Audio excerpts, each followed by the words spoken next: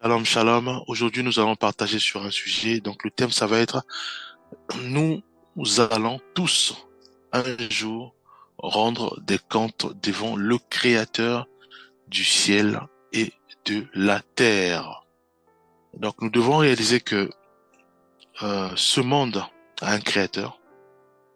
Ce monde si complexe a un Créateur. Et un jour, nous rendrons des comptes devant ce Créateur. Voyez-vous, ce monde a, nous a formés sur le fait de réaliser que euh, ce monde a été, euh, a été créé par ces histoires de théories de l'évolution. Donc, il y a des évolutions, et ce qui fait que, donc, c'est ce qu'on appelle c'est de l'évolution, donc il n'y a pas un créateur.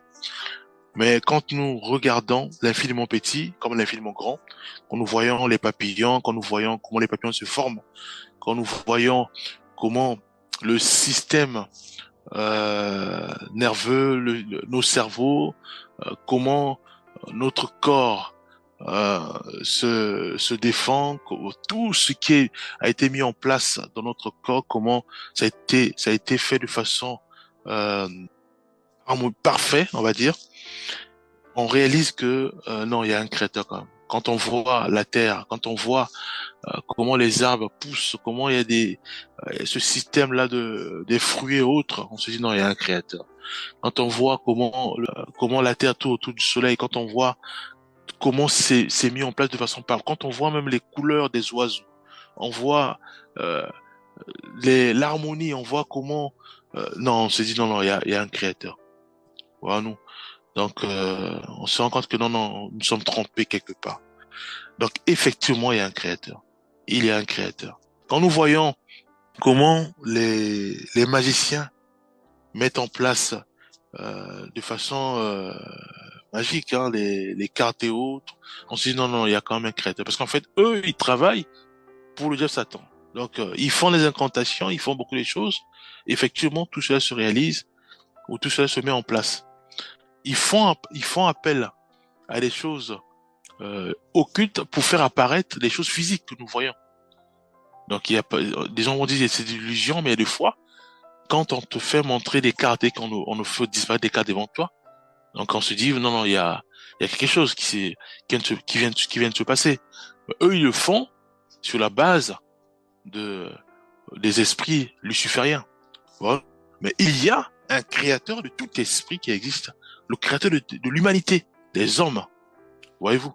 Le créateur des oiseaux, le créateur des poissons, de l'eau, il est un créateur. Et ce créateur existe. Et ce créateur, un jour, nous rendrons les comptes devant lui. Pourquoi? Parce que il nous a créés tous pour un but. Dieu nous a créés pour un but. Ça, nous devons euh, le réaliser. C'est important. Maintenant, si nous connaissons pas notre but, nous devons demander au Seigneur, Seigneur, certes, tu m'as créé, je suis dans le monde, mais dans quel but? Pourquoi tu m'as créé? Dans quel but? Le Seigneur, il parle. Et comment on fait pour parler avec lui? C'est dans la prière. Donc, on se met à part, nous prions, nous demandons au Seigneur de nous éclairer. Éclaire-nous, parle-nous.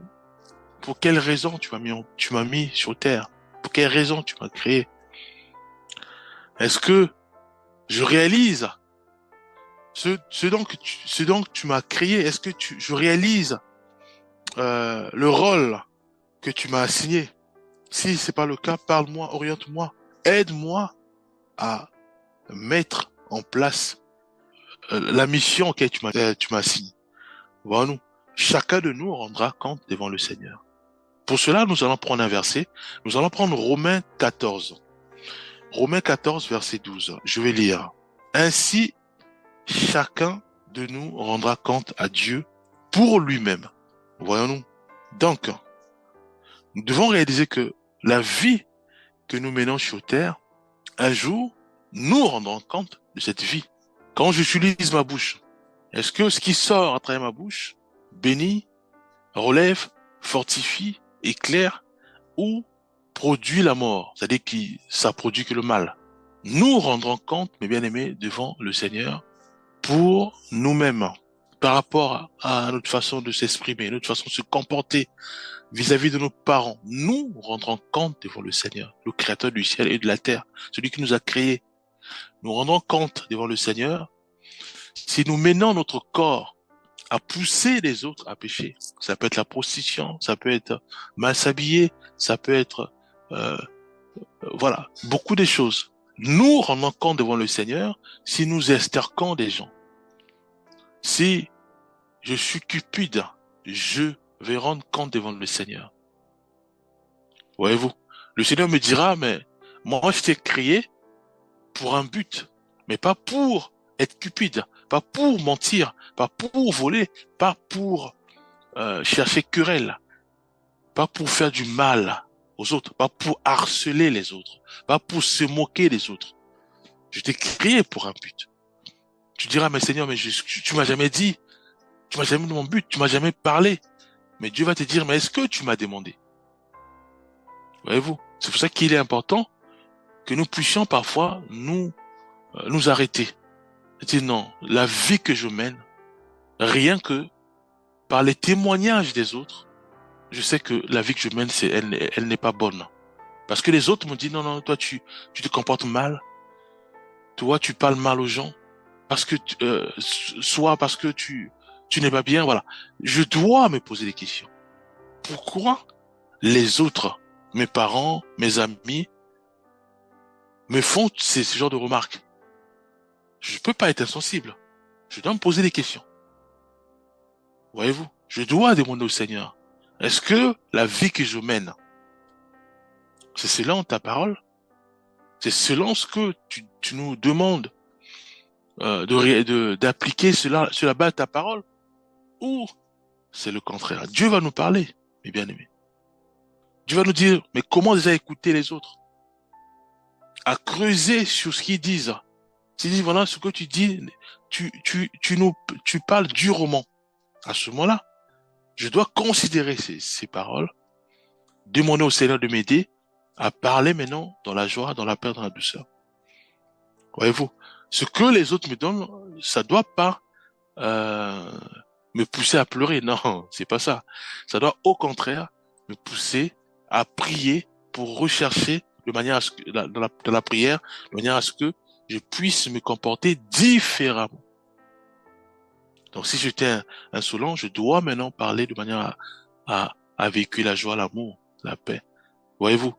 Donc, pourquoi? Parce que je rendrai, un jour, je dois rendre les comptes devant le Créateur, celui qui m'a créé. Ce monde, mes bien-aimés, c'est pas, c'est pas régi par cette histoire d'évolution, non. Il y a un Créateur. Voyez-vous, c'est comme quand on voit une voiture. Quand on voit une voiture, on peut pas dire que non. Là, on voit la voiture, on voit les roues, on voit le moteur, on voit comment c'est fait de façon parfaite. Tout a été prévu de manière à ce que la voiture puisse rouler. La voiture a besoin du carburant ou besoin de l'électricité. La voiture roule, a besoin des roues pour rouler sur les chaussées. Voilà. La voiture a besoin des phares, voilà, pour éclairer la nuit. Voyez-vous. Donc ça ne peut pas être un fruit d'évolution. Voyez-vous. Il y a eu un créateur. Il y a un créateur de la voiture. C'est pareil pour l'homme. L'homme est humain. Je parle de l'homme, c'est l'homme et la femme. A été fait de façon où il y a l'estomac pour recevoir la nourriture, il y a les yeux pour regarder, il y a les oreilles pour entendre. Quand on est malade, parfois, maintenant c'est le système immunitaire qui se met en place de manière à ce que, voilà, s'il y a la plaie, donc tout est fait de manière à ce que, voilà, il y a un créateur du corps, de l'homme, de la femme. Mais ce créateur nous dit qu'un jour, nous rendrons les comptes. Mais ce créateur-là parle comment? Mais il parle à travers sa parole, bien aimé. Jésus-Christ est venu sur terre, c'est la parole de Dieu. Quand Dieu disait que la lumière soit, c'est cette parole-là, la parole faite chair. C'est Jésus-Christ. Et cette parole-là, nous l'avons, le Saint-Esprit nous a aidé à les condenser dans la Bible. Donc Dieu parle à travers la Bible. Nous devons lire la parole de Dieu pour écouter souvent la parole de Dieu, écouter ses consignes, regarder ses règles et mettre cela en pratique. Et quand nous vivons selon ses principes et selon ses règles, oui, nous marchons selon sa volonté. Voyons-nous. Pourquoi? Parce que nous rendrons les comptes devant notre Créateur, celui qui nous a créés, celui qui a mis en place les cheveux, celui qui a mis en place les sourcils pour éviter les poussières, celui qui a mis en place les cheveux dans le nez pour éviter les poussières, celui qui a mis en place les paupières pour protéger les poussières ou les yeux. Tout a été mis en place. Les cheveux dans les oreilles pour toujours empêcher la poussière à pénétrer dans les oreilles. Voilà. Prenons un autre verset. Apocalypse 20, verset 12. Jésus-Christ sanctifie sa parole. Et je vis les morts, les grands et les petits, qui se tenaient devant le trône. Des livres furent ouverts. Et un livre fut ouvert. Celui qui est le livre de vie. Et les morts furent jugés selon leurs œuvres, d'après ce qui était écrit dans ces livres. Voyez-vous? Donc, si je parle, mes propos sont écrits dans ce livre. Alors, est-ce que mes propos bénissent, consolent, restaurent, fortifient, relèvent, ou mes propos détruisent, poussent l'autre à pleurer, poussent l'autre à s'énerver, poussent l'autre à se mettre en colère? Voyez-vous, tous ces propos-là vont être écrits dans un livre. Vous allez me dire, mais comment? Mais nous savons tous que Dieu est esprit. Voyez-vous, celui qui nous a créés, c'est comme la voiture, non? On met en place une voiture, on peut mettre un système de GPS, on peut mettre aussi des balises, de manière à surveiller la voiture. Ou des motos. Ça veut dire que si on me vole, je prends mon téléphone, je regarde par rapport au GPS ou les balises, je sais que ma voiture se trouve quelque part, ou soit en Chine, ou voilà. Tout est coordonné, géolocalisé. Et vous êtes sûr que celui qui vous a créé n'a pas mis ces choses en place. Mais tout est contrôlé, mes bien-aimés. Tout est contrôlé. On a l'esprit de Dieu en nous. Rien que l'esprit de Dieu en nous véhicule toute sorte d'informations. Les anges qui marchent avec nous. Hein, on voit l'histoire d'Élisée avec son serviteur Géasi, son serviteur où voilà, ils étaient assiégés, et quand Élisée a prié, Dieu a ouvert les yeux de son serviteur, il a vu, il y avait des chars de feu, des chars partout. Voilà. Donc nous maîtrisons pas ce monde parce que nous sommes des créatures. C'est comme la voiture ne maîtrise pas son monde parce que c'est une créature. On l'a créé pour rouler sur les chaussées, mais dans le monde il y a beaucoup de choses. Voilà nous. Donc nous rendrons des comptes, mes bien-aimés. Si je suis sorcier, je suis sorcière, mais je me crois tout permis. Pourquoi? Parce que je sors dans mon corps pour aller faire du mal aux gens et je me rends compte que non, mais les gens que je leur fais du mal, mais apparemment ils sont vulnérables. Ils n'ont pas la puissance que moi, hein, la puissance occulte. Je me dis voilà, je suis tout puissant. Bien-aimé, nous rendrons compte devant le créateur des humains et des esprits. Dieu, créateur du ciel et de la terre. Voilà nous. Nous rendrons compte. C'est pour ça qu'il est important maintenant de réaliser que si je suis magicien, je suis dans les clubs, dans toutes sortes de clubs lucifériens ou occultes. Je suis magicien, sorcière. Je suis un comment on appelle ça, ceux qui prédisent, les voyants, hein, des voyants, dans les voyants. Je dois réaliser que je fais fausse route, car tout est consigné, tout est écrit à mon sujet. Pour qu'un jour, je puisse rendre les comptes devant mon créateur, celui qui m'a créé, le créateur du ciel et de la terre. Ouais, voyez-vous? Donc, je dois me repentir. Je dois me repentir et me dépouiller, c'est-à-dire me débarrasser de tout ça. Donc, si j'avais des petits fétiches que me mettrais moi de les toucher, de faire toutes sortes de formules démoniaques, pour sortir de mon corps, je dois prendre ces fétiches, voir un serviteur du Seigneur, m'assurer que ces fétiches-là vont être brûlés au feu et que je puisse prier, faire des prières de renoncement, de manière à ce que Christ me reçoive. Je ne peux pas avoir peur. On ne peut pas avoir peur du diable Satan, puisque c'est Dieu qui crée tout le monde. Il a créé tout le monde. Voyez-vous? Donc, je prends la décision ferme de me débarrasser de mon comportement, de ma vie du péché, des drogues, tout ce qui nuit au corps, la cigarette, drogue, cocaïne, toutes sortes de choses mauvaises. Je dois me débarrasser de ça. Pourquoi? Parce que un jour, je rendrai les comptes. Est-ce que Dieu m'a créé pour fumer? Et le fait de fumer, j'enseigne aux passants, à mes frères, à mes sœurs, à mon père, à ma mère de fumer. Et un deux matin, et je vois ma petite sœur fumer. Parce que elle a vu moi, son frère, moi, sa sœur fumer. Donc, qu'est-ce qui vient de se passer? Premièrement, j'ai péché contre le Seigneur parce que je prends la cigarette pour fumer. Et deuxièmement, j'ai encore péché contre le Seigneur parce que j'ai enseigné comment fumer aux autres. Et moi, je rendrai les comptes par rapport à ça, mes bien-aimés. C'est pour ça que ce jour-là, c'est un jour terrible. Il y aura des pleurs. Voyez-vous, la parole dit ceci, qu'il est réservé à un homme de mourir une seule fois, après quoi vient le jugement. Mes bien-aimés, ne jouons pas avec cette parole. Et la parole de Dieu, elle s'accomplit toujours. Elle s'accomplit toujours. Mes bien-aimés, voyez-vous. Donc, nous sommes sur terre, gloire à Dieu. Nous sommes sur terre, qui est grâce. Parce que rien n'est joué encore. Parce que nous sommes encore sur terre. Nous entendons la parole de Dieu. Nous voyons les choses. Donc, il n'est pas trop tard. C'est là où on doit sauter de joie. Nous devons glorifier le Seigneur. Parce que nous sommes sur terre, il n'est pas encore trop tard. Regarde l'opportunité, regarde la grâce qu'on a.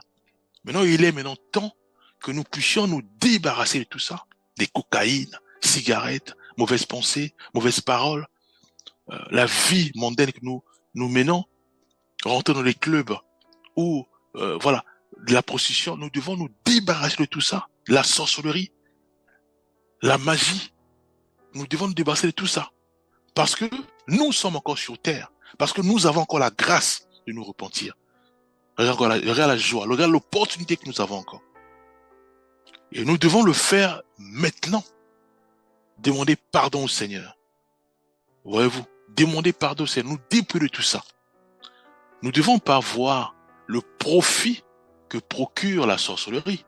Nous ne devons pas voir le profit que procure le vol, procure les mensonges.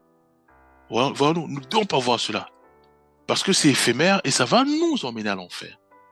Parce que nous allons pleurer devant le Seigneur. Voilà. Et Dieu est amour. Dieu est bon. Dieu est un bon papa. Mais le jour de jugement, il va juste s'appuyer sur sa parole. C'est la parole que nous négligeons sur terre. La Bible, mes bien-aimés. C'est cette parole-là qui va nous juger. Bien-aimés. Dieu est juste. Matthieu 25, verset 46. Et ceux-ci iront au châtiment éternel, mais les justes à la vie éternelle. Bien-aimés, c'est une parole. Et cette parole-là va s'accomplir. Et ceux-ci iront au châtiment éternel, mais les justes à la vie éternelle. C'est une parole. Quand la parole elle est libérée, elle s'accomplit toujours. Donc nous verrons ceux et celles qui veulent pas se débarrasser de tous ces clubs démoniaques, lucifériens, occultes. Ceux et celles qui veulent pas se débarrasser du péché, du vol, de la colère, de la nervosité, de l'emportement, de la prostitution. Ils veulent pas. Et la parole de Dieu va s'accomplir. Ils iront au châtiment éternel. Et ceux et celles qui ont écouté ce message, ceux et celles qui ont pris conscience de la grâce, de l'opportunité qu'ils ont, parce que nous sommes encore sur terre. Et ils veulent à tout prix que le Seigneur leur parle, leur guide. Comment faire? Parce qu'ils ont peur des représailles, soit du diable Satan, parce qu'ils sont sorciers ou sorcières, ou occultes, ou magiciens et autres, ou soit du monde parce qu'ils ont pris le mari d'autrui ou bien la femme d'autrui. Voilà, il y a toutes ces représailles. À ce moment-là, mes bien-aimés, il y a une solution qui est très simple. Nous devons prier. Seigneur, je veux absolument. J'ai pris la décision ferme. Je veux absolument me débarrasser de tout ça. Parce que je ne veux pas que la parole de Matthieu 25, 46 s'accomplisse sur moi de façon négative. Mais je veux absolument manifester la puissance de cet esprit dans ma vie. Parce que la puissance de cet esprit, cette puissance est au-dessus de toutes les puissances occultes. Est au-dessus du diable Satan. Voyez-vous, mes bien-aimés. Nous devons nous repentir et tout laisser.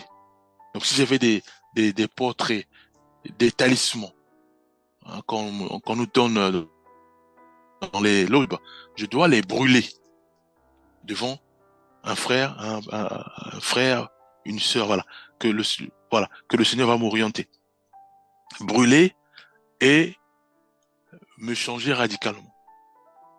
Bien aimé. Fait sa vie en lisant sa parole, simplement. Donc, en m'imprégnant de la parole de Dieu, en croyant cette parole et en mettant cela en pratique, c'est tout, bien aimé. Voilà nous. Éphésiens 5, versets 15 à 17. Prenez donc garde de vous conduire avec circonception, non comme des insensés, mais comme des sages. Rachetez le temps, car les jours sont mauvais. C'est pourquoi ne soyez pas inconsidérés, mais comprenez quelle est la volonté du Seigneur. Et la volonté du Seigneur, on la comprend quand on lit la parole de Dieu, la Bible. Bien aimé, ne jouons pas avec la grâce que nous avons d'être sur la terre où tout est permis, le bien comme le mal, parce qu'il y a le libre arbitre. Parce que Dieu veut absolument que nous puissions réaliser que tout est consigné. Je me lève, je sors, tout est écrit dans un livre, mes bien-aimés. Et cette parole de l'Apocalypse va s'accomplir. Il y aura des livres qui vont être ouverts. De la même manière qu'on a dit que la lumière soit, et la lumière fut, c'est une parole qui a été libérée, et cette parole s'est accomplie. De la même manière aussi que quand nous mourrons, il y a un jugement derrière. Voilà, nous, mes bien-aimés. Nous devons réaliser que le diable, Satan, nous ment. C'est un menteur. Souvenons-nous d'Adam et Ève. C'est un menteur, le diable Satan. Lui, il ment parce qu'il est déjà condamné. Et ceux et celles qui travaillent pour lui, ils sont déjà condamnés. Ils le savent. Voyez-vous? Maintenant, ils veulent absolument entraîner dans leur chute les humains. C'est pour ça que ils nous proposent le monde, les biens de ce monde, la richesse de ce monde, le pouvoir de ce monde. Facilement, en contrepartie, que nous puissions simplement violer les lois du Seigneur. Mais où trouve-t-on les lois du Seigneur? Dans la Bible, la parole de Dieu. Voilà nous.